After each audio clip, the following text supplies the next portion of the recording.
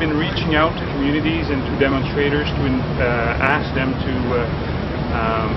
talk to us, and because we want to facilitate their right to freedom of speech and to voice their message.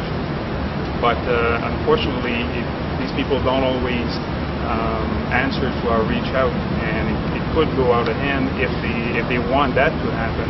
But the RCMP is ready to intervene with their partners of the Integrated Security Unit. How many?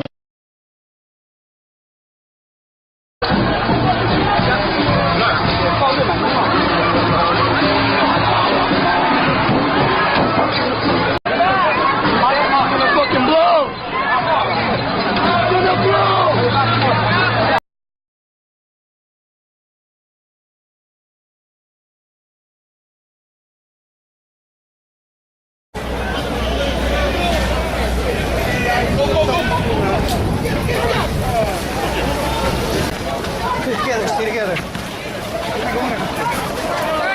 Hey, stay back. Get back. Come back. Come back. Come on here. Back up.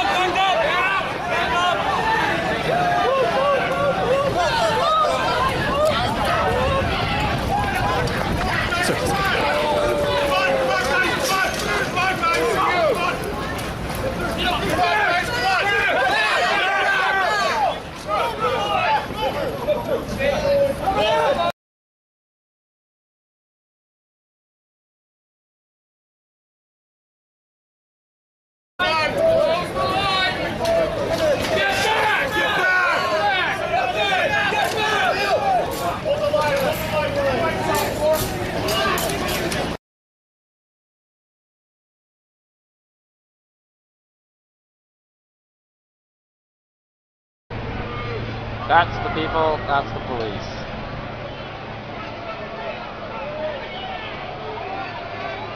What are they doing to these people? What are they doing to these 30 people, 40, 50 people? They're terrifying.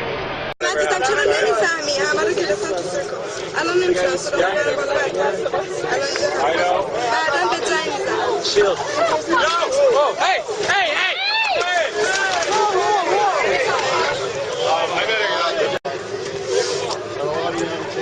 Whoa, hey! Get back! Let's go! Okay.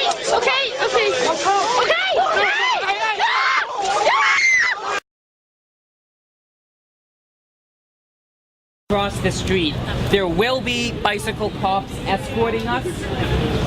We ask that in the event of a if they ask us to disperse, that people leave calmly, that people walk, and that people leave in groups, that you do not leave individually. And that is for safety.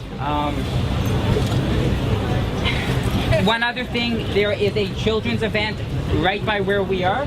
It would be great if we could keep a bit of space between us and the kids, just so we don't freak the parents out. I know it's stupid, but that's what we can ask.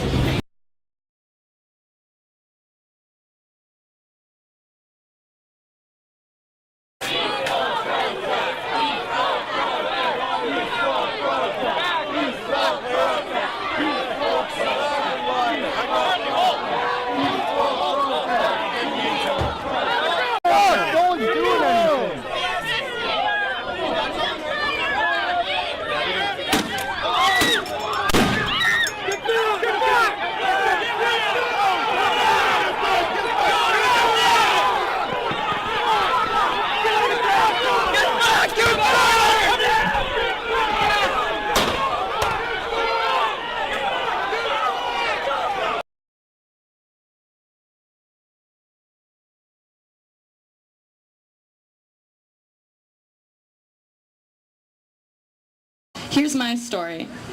I was at the Jail Solidarity rally on Sunday, June 27th, outside of the detention center in support of my friends who had been surrounded and arrested in Queen's Park, the designated protest zone, the day before. Sunday's protest followed the route decided upon by the police and was proceeding peacefully.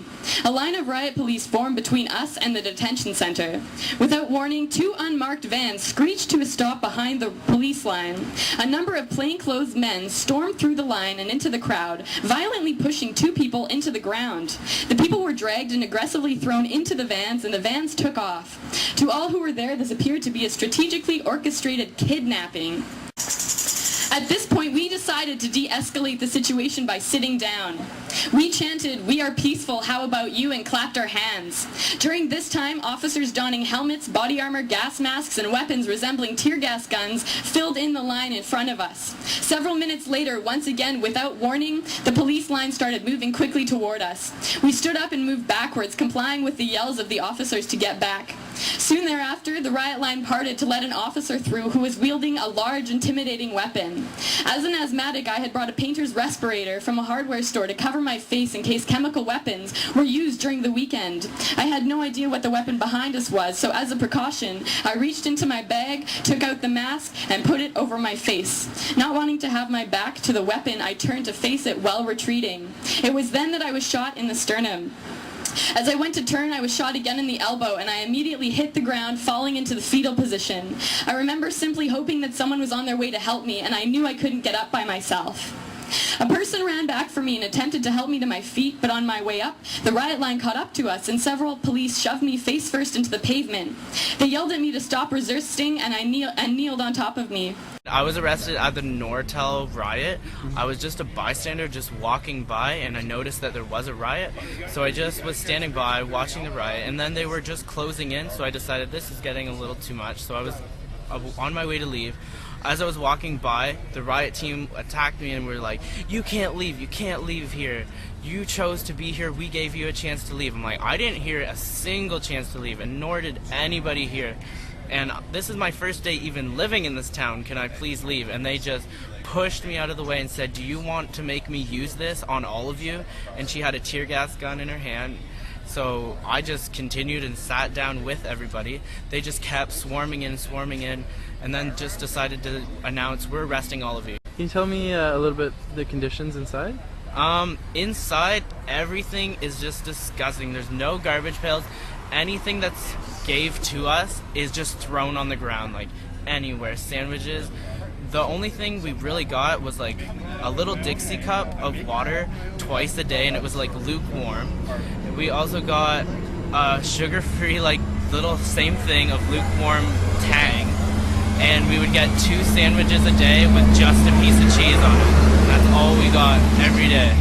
And the lights were on 24 hours, so nobody really got any sleep. The first pen that we were in has an outhouse with no door, and there's 40 people in this little room when there's only supposed to be a maximum of 15. How long were you inside for? I was inside for about 26 hours, I guess. At the 24th hour, I demanded that I to be released because that was my rights, and they assured me that my rights didn't apply in that building. And why? What did they justify? That's all they said. They're like, sometimes your rights just don't apply here. So I'm like, oh, I'm pretty sure they apply everywhere, but if that's what you want to think. Have they said that they're going to charge you with anything? No, they didn't charge me with anything. They just let it off as a breach of, just like a disturbing of the peace. But we got let off with no charges. But some people were charged, but I don't know what they were charged with. But I wasn't charged. Did you have to sign anything? No, nothing. Which was really strange, considering they had like portfolios of our information.